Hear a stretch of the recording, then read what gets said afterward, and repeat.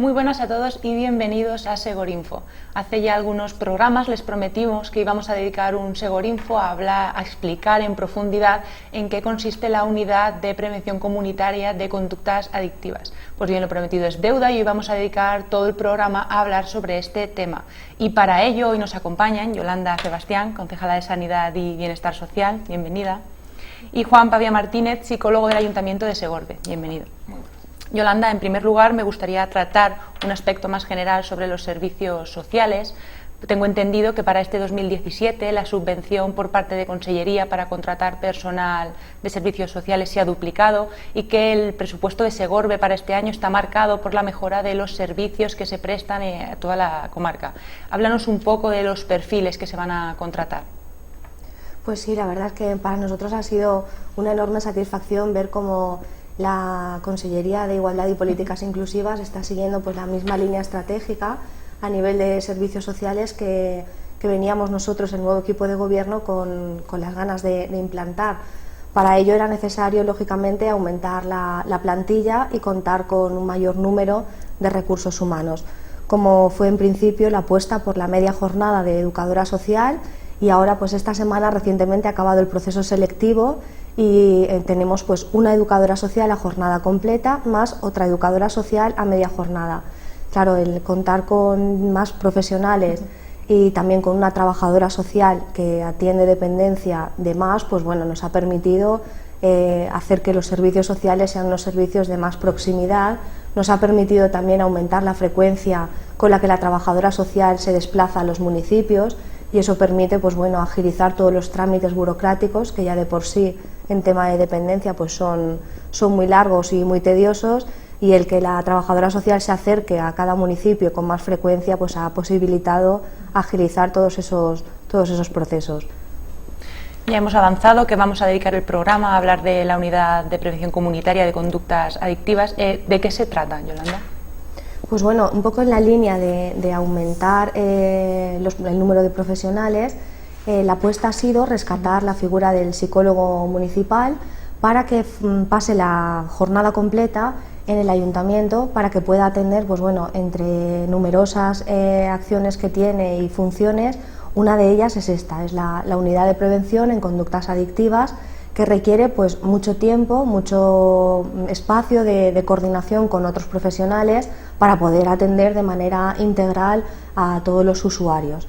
Entonces ahora contamos con la figura de Juan, nuestro psicólogo municipal, a jornada completa, y podrá desarrollar pues todo el plan que, como ya avanzamos en el anterior pleno, vamos a entrar ahora 2017 con el tercer plan estratégico, y todas aquellas necesidades que se detectaron del análisis de la comunidad de Segorbe, pues podremos ir poco a poco implantando pues nuevos programas y muy interesantes. Pero bueno, nadie mejor que él para hablar de la parte técnica, entonces si queremos ahondar más, Juan nos lo explicará con mayor argumento. Muy bien. Juan, ¿en qué consiste una conducta adictiva? Bueno, básicamente una conducta adictiva sería un término técnico, pero hay que trasladarlo sobre el terreno. Básicamente una conducta adictiva ya sea una sustancia tóxica o sin un tóxico de por medio, como puede ser el juego, ludopatías y demás, son aquellas conductas que se reiteran hasta cumplir una serie de condiciones, ¿no? Es decir, que haya una tolerancia, es decir, que cada vez se necesite más, que esté más presente la conducta, es decir, o que haya más consumo del tóxico o que haya más conducta, como puede ser juego, que haya una situación de abstinencia, es decir, que no hacer esa conducta produzca una serie de situaciones, irritabilidad, respuesta fuera de contexto, etcétera, que haya una dificultad para gestionar eso, es decir, que cuando uno se relaciona con el tóxico o con la conducta, nunca puede hacerlo en la medida que prevé, y básicamente que haya una interferencia, ¿no? La interferencia con la vida real y el problema de las distintas áreas es la que va a determinar que la conducta es problemática. Es decir, interferencia supone que dejemos de hacer otra serie de cosas, es decir, que la conducta o el consumo desplace cualquier otra actividad básica de nuestra vida diaria, ya sea por el propio efecto del consumo o por todo lo que hacemos para conseguir el consumo. Tan disruptivo es cuando es un caso de tóxicos el haber consumido, como el estar buscando la sustancia. Y la última condición sería que eso generase problemas en el área laboral, familiar o personal, es decir, que haya un daño, que genera la necesidad de reparar. Básicamente es la descripción técnica. Si yo tengo que simplificarlo para que diferenciemos entre una conducta no problemática y una patológica, es la interferencia con la vida diaria, que cause daño. Yolanda, has mencionado que en el último pleno del Ayuntamiento de Segorbe se aprobó el tercer plan municipal de drogodependencias. ¿Cómo se ha organizado? Y explícanos un poco brevemente en qué consiste. Bueno, pues para desarrollar el tercer plan vamos a necesitar de la figura del psicólogo, también nombrar que detrás de la UPK hay otros 2 técnicos más de referencia, aunque sea la parte más administrativa. Juan se encarga más de la parte intervencionista y de tratar los casos a nivel individual, y el resto de profesionales pues de sustentar el apoyo administrativo, la gestión de subvenciones y demás para poder desarrollarlo. Entonces, en el tercer plan, cuando leíamos el segundo plan, pues bueno, habían actuaciones, habían programas muy bonitos, muy interesantes para desarrollar conjuntamente no solamente desde el ayuntamiento con los profesionales, sino con la comunidad escolar, también con el entorno laboral, con la familia. Pero para desarrollar esos planes, pues se necesita coordinación, que la gente conozca bien el recurso. Por eso es la importancia de saber definitivamente qué es la UPK, desmitificar un poco que la UPK está dirigida a un público muy concreto, y sobre todo retomar el carácter preventivo. Los servicios sociales poco a poco van a ir dando un giro importante para no únicamente intervenir cuando ya la exclusión social se ha instaurado en un núcleo familiar o en una persona, sino saber prevenir y gestionar pues todos los indicadores que nos pueden dar indicios de que al final esa familia o esa persona va a acabar en un riesgo de exclusión. Pues es revertir un poquito todo el enfoque de los servicios sociales, de la UPK, y trabajar conjuntamente y poner al alcance de cualquier sector de la comunidad que puedan contar con los servicios de la UPK para prevenir y para evitar esas situaciones de exclusión, esas situaciones de conductas adictivas, conductas disruptivas y demás que estaba explicando Juan. Juan, entiendo que la UPK está abierta a toda la población que tenga dudas sobre cualquier tipo de conducta adictiva. ¿A qué perfil está destinada su actividad? Vale. Intentar explicar el perfil de usuario susceptible de beneficiarse de la UPK creo que me obliga un poco a contextualizar, ¿vale? Voy a intentar explicarlo separando esto en 2 píldoras. Un poco lo que Yolanda planteaba, ¿no? Modelo de prestación de servicios sociales, cómo esto está evolucionando y en qué se está convirtiendo, y luego contenido de la UPK y qué se pretende con esto. Perfecto. Y es verdad lo que dice Yolanda, los servicios sociales en los últimos años han tenido un evidente cambio, ¿no? El contenido de la prestación de servicios sociales no se puede concebir igual hace unos años que ahora. Y aquí sí que me voy a apropiar de un ejemplo, ¿no? de Fernando Fantova, que es un consultor de servicios sociales, y la verdad es que es un referente y que coincide con la línea de pensamiento del equipo y demás. Y era muy gráfico porque al fin y al cabo, si conseguimos entender lo que perseguimos, es más fácil que nos identifiquemos como susceptibles usuarios, ¿no? Y Fernando planteaba que si yo ahora hago el ejercicio de imaginar a mi padre, por ejemplo, cuando hace 50 años hace su contrato social con la sociedad, ¿no? Y intentas imaginar este escenario y te llega la sociedad y le dice a mi padre, bueno, ¿qué espera usted de su vida? ¿Qué quiere usted de la sociedad? Mi padre, como el de la mayoría de nosotros, pues diría, yo quiero estar razonablemente bien, quiero bienestar, disfrutar de cierto bienestar, ¿no? Y la sociedad en ese momento pues le da un plan claro, y le dice que para que tú estés bien, para tener bienestar, te voy a pedir una serie de cosas. Te voy a pedir que, hombre, te capacites un poco y te pongas a trabajar relativamente pronto. Te pones a trabajar, empiezas tu andadura, intenta hacerlo en un sitio que estés toda tu vida, no me des... y te casas. Te casas y 2, 4 hijos, más o menos, intentar funcionar ahí. Mientras tanto, yo te iré garantizando una serie de cosas. Educaré a tus hijos, cuando te jubiles te garantizaré que puedas seguir manteniendo esto, y básicamente con eso pues podremos ir funcionando. hasta que tus hijos estudien, los cuidará tu mujer en casa, y bueno, y tú estarás bien, tu familia estará bien. Claro, y ahí pues un padre diría, ¿y qué necesito yo? Es decir, vale bien, pero si aparece algo, una circunstancia muy compleja que nos desborda, que no la tenemos prevista, es decir, una situación muy dramática que hace que yo no pueda cumplir con mi parte de compromiso, dice, pues nada, entonces tendremos un plan, ¿no? Tendremos un plan, se llamará servicios sociales, que atenderemos esas situaciones excepcionales que entiendo que te preocupen y que pueden pasar, ¿no? Vale. En ese contexto nace un modelo de prestación de servicio social, un modelo que vendría a ser una especie de vagón de cola que atiende las situaciones residuales o esporádicas, especialmente traumáticas, que en distintos contextos pueden surgir.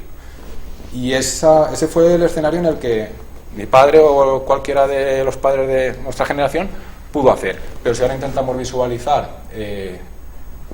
a mi hija dentro de 5 o 6 años firmando su contrato social, yo veo una sociedad que le va a decir, ¿qué quieres tú, qué esperas de mí? Y mi hija le va a decir, pues yo espero ser feliz. Claro, pues igual ahí la sociedad te pide otra serie de cosas, te va a pedir que te capacites muy por encima de la media de los demás, y claro, para eso tendrás que estar dispuesto a marcharte fuera, claro, tendrás que preparar idiomas, tendrás que tener esa disponibilidad para adaptarte un poco de tu gente, a ir a venir, tendrás que tener la capacidad de asumir que una vez capacitada igual tienes que irte a trabajar fuera y por supuesto dispuesto a afrontar cambios de proyecto de vida, cambios de organización de estructura de tu familia, etcétera.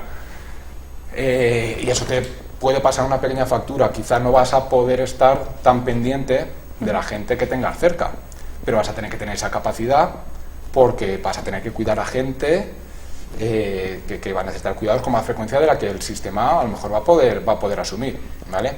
En ese sentido, si visualizamos ese escenario, ¿no? ese contrato social, la prestación de servicios sociales es otra, no podemos entenderlo como un vagón de cola que va detrás atendiendo situaciones excepcionales, tenemos que atenderlo como un sistema que es capaz de acompañar, ¿no? en todo ese proceso que hemos descrito, en todas esas diferentes situaciones de muy distinta índole, con muy distinta intensidad, con muy distinta frecuencia, con muy distinta gravedad, vamos a tener que ser capaces de ir haciendo un acompañamiento en momentos puntuales muy diferentes. Eso es lo que justifica equipos multidisciplinares, eso es lo que justifica la necesidad de incluir nuevos perfiles, nuevos puntos de vista, que seamos capaces de establecer planes, objetivos, itinerarios, hojas de ruta con muchos puntos de vista distintos, y tenemos que ser capaces de capacitar sobre todo a las generaciones jóvenes para que puedan abordar ese contrato social que es muy diferente.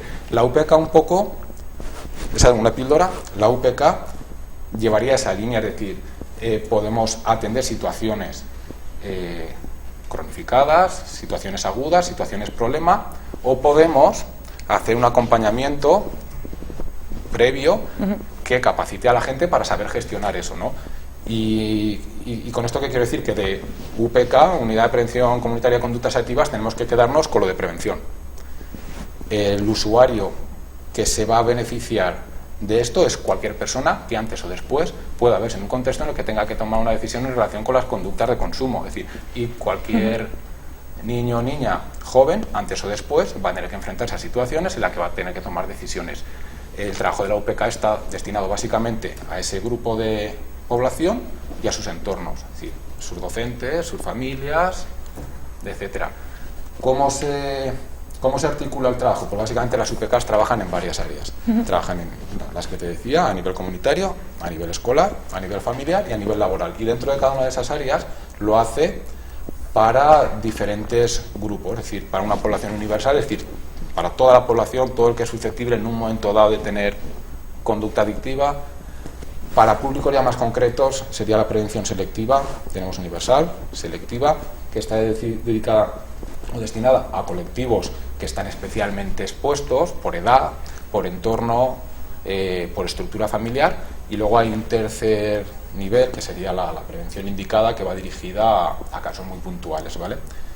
El énfasis, obviamente, lo pondríamos en la universal porque es la que va a beneficiar a más gente, pero no obstante sí que hay capacidad para atender o derivar a aquellas personas que tienen un problema de conducta adictiva consolidado, cronificado, agudo, grave, ¿vale? ¿Cómo hacemos esto? Vale. La Consellería de Salud Pública tiene un órgano que es el Servicio de Gestión de Drogodependencias, que genera una serie de herramientas y de estrategias. Una vez tiene confeccionado ese material, para llevarlo a la práctica cuenta con las administraciones locales, con quien puede estar cerca de la población, implantando, trabajando, haciendo seguimiento y apoyando. Y crea las UPCs. Las UPCs son oficinas municipales que dependen de la Consellería de Sanidad, que se financian a través de la Consellería de Sanidad y con la contribución, una parte de contribución municipal, que se responsabiliza de llevar sobre el terreno este trabajo. Básicamente, esa sería la estructura. Los programas y demás bueno. Has hablado precisamente de ciertos programas o áreas de intervención, considerando tanto el tipo de usuario como la intensidad del problema. Para que a los espectadores les quede perfectamente claro, ¿podrías explicarnos algún problema concreto? Vale. La Consellería de Sanidad dispone de una serie de herramientas y esas herramientas están a disposición de los técnicos de las UPCs. Básicamente podemos decir que hay dos grandes grupos de herramientas dirigidas a público general y sobre todo en edad escolar. Las que estarían pensadas para consolidar habilidades y formas de funcionamiento que en un futuro van a ser factores de protección, y las que estarían concebidas como herramientas prácticas para un público más adulto, de la secundaria, que está gestionando, que está teniendo que desenvolverse ya con decisiones relacionadas con consumo, etcétera. Las primeras, hay una serie de programas, unos implican más al personal docente, otros implican más o tienen extensión en el ámbito familiar, es decir, son programas concretos. Prevenir para Vivir, por ejemplo, está dirigido a profesionales, docentes, pero luego tiene cuadernillos destinados a trabajo en casa, implica a la familia, etcétera. Está pensado para nanos entre 3 y 11 años y básicamente lo que intenta es eso, desde muy jóvenes, fomentar patrones de funcionamiento que te van a proteger en un futuro, es decir, capacidades que fomentan autocontrol, habilidades sociales que te van a permitir desenvolverte dentro de unos años en contextos, ¿no?, de consumo. No es fácil, cuando el grupo está presionando, decir que no. Es decir, hay que tener asertividad, hay que desarrollar ciertas capacidades para que un nano se sienta seguro diciendo, pues no, yo no. Eso no es fácil, esa presión hay que trabajarla. Va a ser mucho más fácil que esos patrones enraícen en primaria a que tengamos que resolver un problema de consumo con un adolescente. Esta parte de los programas irían en esa línea. Hay otros más específicos para docentes, hay otros incluso que son de aplicación online para los propios chavales, ¿no?, autoaplicados, aprovechando las nuevas tecnologías. Y luego hay otra serie de programas que están destinados a adolescentes. Serían herramientas más prácticas, serían herramientas que van a capacitar a un adolescente para gestionarse en ese día a día, ¿no?, en esa toma de decisiones, porque al fin y al cabo el consumo es una toma de decisiones. Es una toma de decisiones que en edad adolescente se caracteriza por la inmediatez, por no hacer un balance a medio y largo plazo, por todas esas cosas que son rasgos típicos de la edad y que condicionan las decisiones, ¿no? Pues, por un lado, intentaremos buscar que los nanos estén capacitados cuando se tengan que enfrentar a eso, pero por otro lado a quien se esté enfrentando a día de hoy le tendremos que dar herramientas para desenvolverse con ciertas garantías. Sí que es cierto que con todos estos programas ahora hay un pequeño punto de inflexión. Hay una serie de programas que vienen estando disponibles desde hace un tiempo, con la colaboración de la Fundación de FAD. Otros son propios de la Consellería, otros nacen de la universidad y, por ejemplo, ahora que hay una especial preocupación por las nuevas tecnologías y el juego online, etcétera, pues sí que hay programas concretos destinados, por un lado, a valorar el impacto que está teniendo las nuevas tecnologías en la población joven y, por otro lado, para capacitar a la población joven a manejar nuevas tecnologías, manteniéndose en el uso normal y no dando el salto al uso patológico, ¿no? Son los dos grandes. Siendo el tercer plan municipal de drogodependencias, imagino que muchas de las actividades ya se habrán desarrollado en Segorbe en alguna ocasión. Quiero preguntarte dos cosas. Primero, ¿cómo ha sido la aceptación de estas actividades y si en esta ocasión se va a implantar alguna técnica o algún programa novedoso? Vale. Novedoso sí. Lo que se viene realizando hasta ahora, no se han realizado todas las que Sanidad pone a nuestra disposición. Algunas de ellas sí que requieren no recursos materiales, pero sí cierta disposición, porque muchas veces consumen tiempo en el contexto escuela.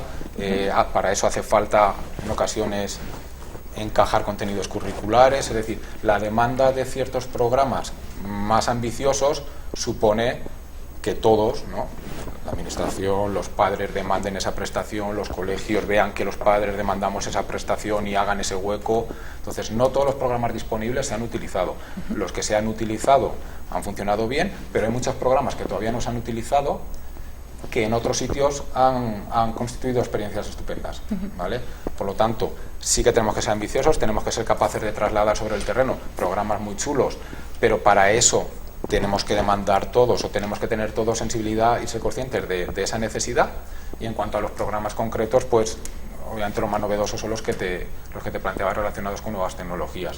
En concreto, la Consejería de Sanidad, en virtud de un convenio con la Universidad de Valencia, ha puesto en marcha dos programas, uno centrado en nuevas tecnologías y otro en juego online. Son dos mundos que a nivel de conducta adictiva se separan bastante, son dos mundos que comparten una cuestión, que hay un uso no patológico muy extendido, empezando por los adultos, y las nuevas tecnologías son estupendas y ahí están, pero es fácil que el uso normal acabe siendo uso patológico, ¿no? Entonces tenemos que ser capaces de asumir que eso está ahí y hacer y ser estratégicos, ¿no? Es decir, hay que capacitar a los nanos para desenvolverse en un mundo que se mueve entre dos polos, y uno de los polos es patológico. Ahí sí que va a ser el primer año que se implanten estos dos programas, si se demanda, tanto por padres, usuarios, docentes, y en esos dos bloques distintos, nuevas tecnologías y juego, que es un mundo que está creciendo el juego online. Sí. Está empezando a dar un poco de miedo. Yolanda, me gustaría insistir en que la UPK no está destinada únicamente a personas que ya tienen un problema grave, ¿no es así? Efectivamente. El tema del carácter preventivo y sobre todo el que toda la comunidad escolar en este caso, o sea, los 3 colegios que hay en Segorbe, los 2 institutos que hay en Segorbe, sepan, conozcan de la existencia de la unidad de prevención de conductas adictivas, conozcan en primera persona al profesional de referencia y que se tiendan puentes. O sea, el objetivo de este equipo de gobierno es que, aparte de tener unos maravillosos programas desarrollados con el aval de Sanidad y Salud Pública, que aparte de que estén ahí impresos en el papel, que se puedan desarrollar. ¿Cómo se pueden desarrollar? Cuando existe una relación directa, cuando tanto el psicólogo municipal como las educadoras sociales ahora van directamente a los colegios, hablan con los profesionales y hay un contacto directo y un análisis de la realidad. Durante el año 2016 hemos tenido la oportunidad de avanzar toda la fase diagnóstica, que esa era el objetivo y la finalidad de contratar a la educadora social, y ya con todo ese trabajo realizado vamos a poder continuar desarrollando los planes sobre la realidad de los colegios y de los institutos de Segorbe. Entonces, insistir en que tanto familias como personas a título individual que consulten, que vengan a servicios sociales, que pregunten cualquier caso individual, como tú preguntabas. Un ejemplo, mi hijo juega a los videojuegos, yo no soy capaz de saber si esto es patológico o no. Para eso está el profesional de referencia que le va a guiar en esa posible detección de adicción, si la hubiera, y que no tenga ningún problema en dirigirse a los servicios sociales para cualquier tipo de consulta, tanto los 3 colegios, insisto, como los 2 institutos. El carácter preventivo tiene que ser desde ya. Para eso tenemos los profesionales. Consellería nos ha dado la financiación debida para poder contratarlos y para que puedan estar siguiendo el programa y desarrollándolo, para que no quede en una mera declaración de intenciones. Y simplemente eso, que para conseguir unos adultos sanos, unos adultos y unos jóvenes con capacidad de decisión, con una autoestima fortalecida, debemos de coordinarnos todos, administraciones, comunidad educativa, laboral y demás, para que eso sea una realidad. Aún así puede suceder que en muchas situaciones los familiares no seamos capaces de identificar estos casos. ¿Cómo podemos distinguir que, por ejemplo, en nuestra casa hay algún familiar que comienza a desarrollar una conducta adictiva? Pues como venía diciendo, o sea, ante cualquier duda de esa índole se puede preguntar, coger cita, el psicólogo va a estar la jornada completa en el ayuntamiento, se puede solicitar la cita con Juan y plantear el problema. Pero ya no solo estamos hablando a lo mejor de jóvenes, o sea, cualquier persona adulta se puede llegar a plantear pues que ha llegado un momento que, como decía muy bien Juan, la normalidad se ha visto un poco afectada, el uso de cualquier, hablemos de sustancia o cualquier aparato o dispositivo de nuevas tecnologías se ha disparado y te surge la duda, o sea que cualquier persona, como por ejemplo cualquiera de nosotros, podía plantearse, estoy al borde, ¿no?, de padecer una adicción, pues es el profesional de referencia para poder resolver esas dudas y para poder hacer el acompañamiento y guiar a la persona o a la familia en ese caso. Bueno, Juan, para finalizar, si te quieres añadir algo más al respecto. No, en la línea de lo que decía Yolanda, es bastante normal que este tipo de cuestiones generen ansiedad, sobre todo en padres, ¿no?, o en familias en las que un miembro sí que es verdad que a efectos en cuanto a consumos, pues bueno, hay situaciones de consumo experimental, de consumo esporádico y de consumo problema y no es fácil, ¿no? No es fácil discernir, pero básicamente la variable es el impacto en la vida diaria, es decir, el cambio de rutinas y el problema, la interferencia, es decir, cuando se detecta interferencia con estudios, interferencia con trabajos, interferencia en todas las áreas personales y sociales, obviamente es un indicador de problema, pero sí que es cierto que cada caso es un mundo. Independientemente de que se pueda intervenir con la conducta problema, a mí sí que me interesaba que seamos conscientes de cuánto trabajo se puede hacer mucho antes de la conducta problema, ¿no? Es un poco la razón de ser de la UPK, es trabajar mucho a medio plazo, es decir, vamos a situarnos muy lejos de la conducta problema y vamos a generar condiciones adecuadas para que la conducta problema sea menos frecuente y menos intensa. Muy bien, pues Yolanda, Juan, muchas gracias por haber estado aquí con nosotros. Yo creo que hemos resuelto muchas de las posibles dudas que podrían tener nuestros espectadores. A ustedes muchas gracias por acompañarnos una semana más. Disfruten del fin de semana y les espero la semana que viene a la misma hora aquí en Segorinfo.